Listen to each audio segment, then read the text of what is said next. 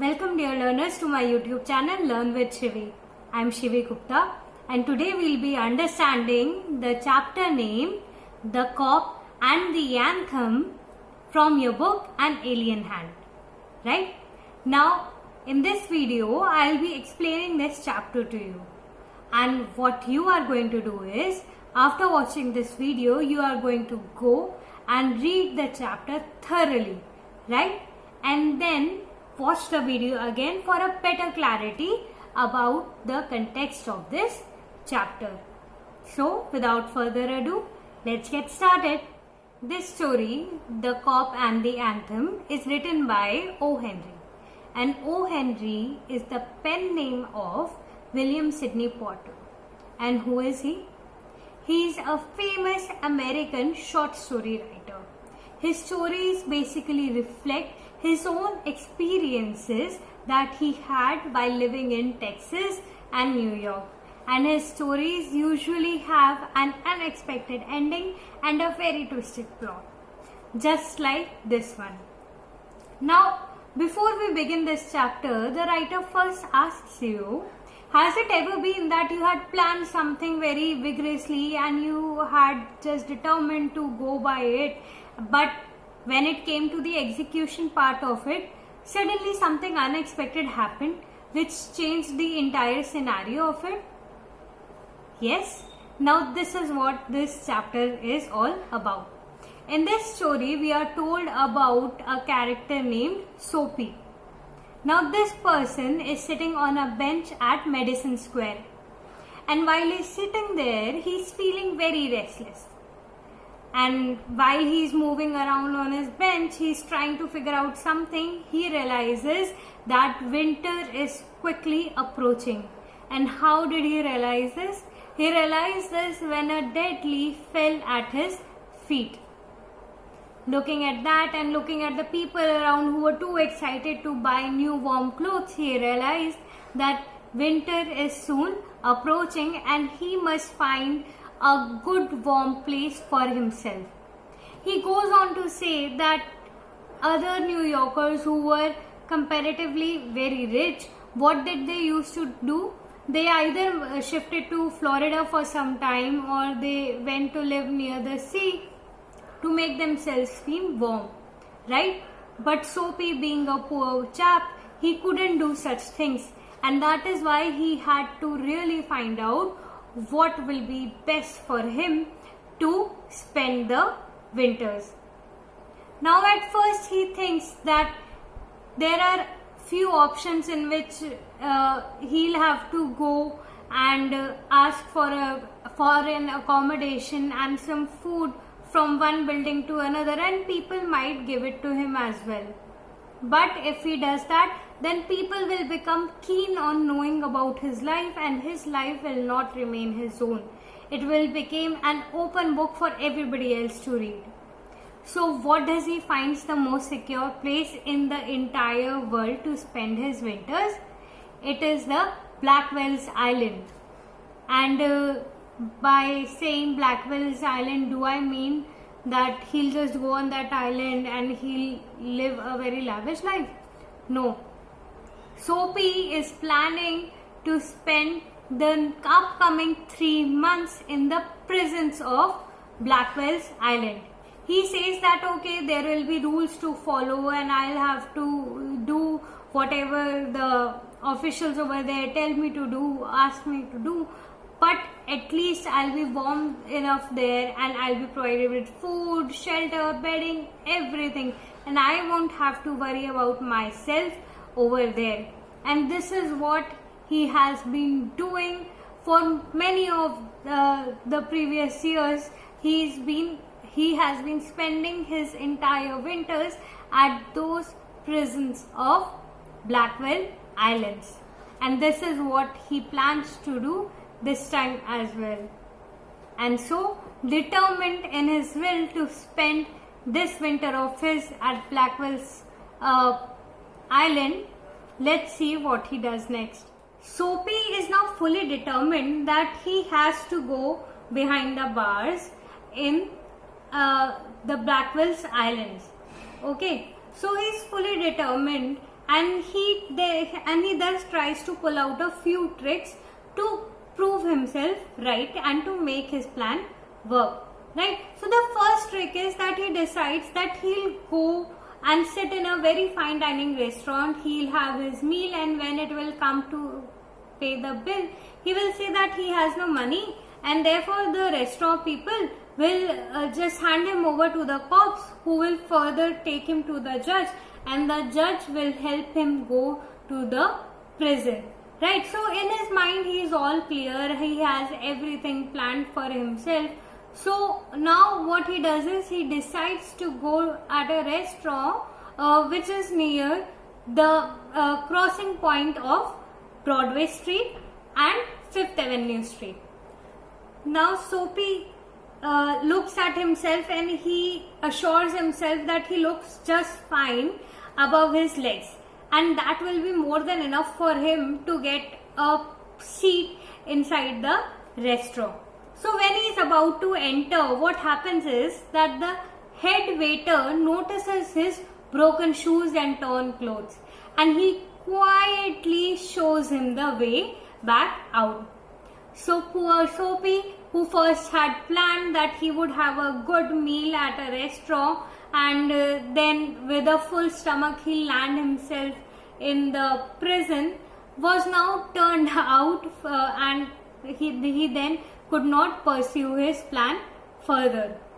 So now he was more confused that how could my first trick go waste, but then no worries, he had some other tricks too. And what was his second trick?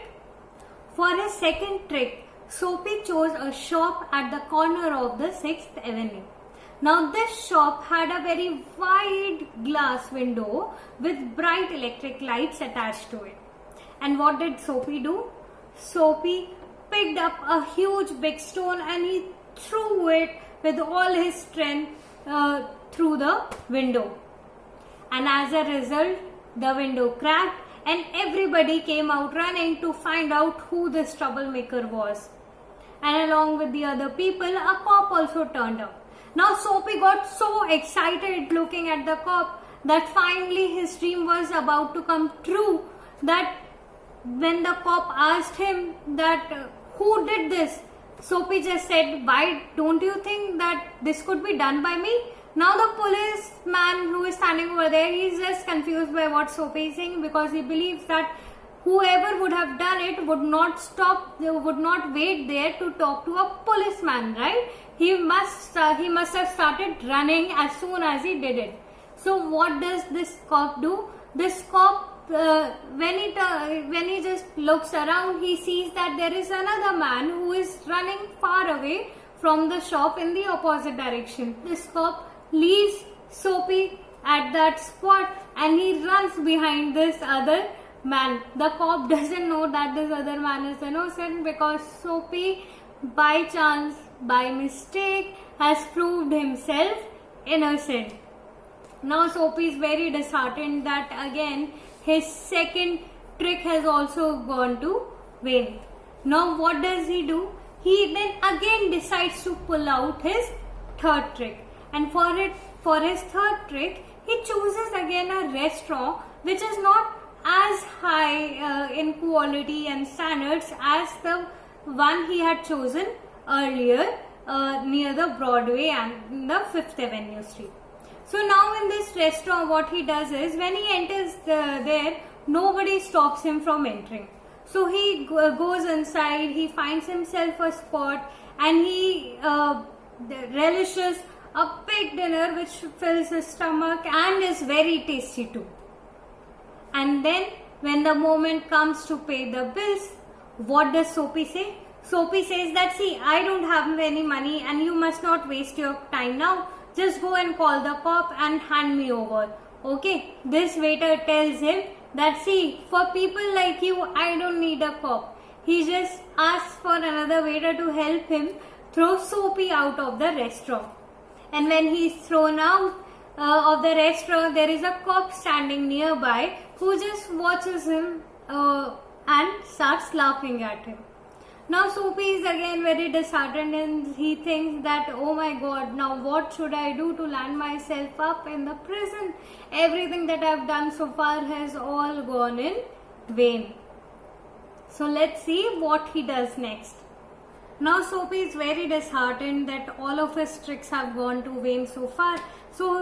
But with all the courage that he has, he decides to pull out 2 more tricks. Okay, so for his first trick, what he does is, when he comes at the street where there are several theaters around, what does he do? He goes in front of a cop and he starts acting as if he has drunk too much, as if he had drunk too much, and he is just trying to portray a very odd behavior in front of a cop so that cop arrests him.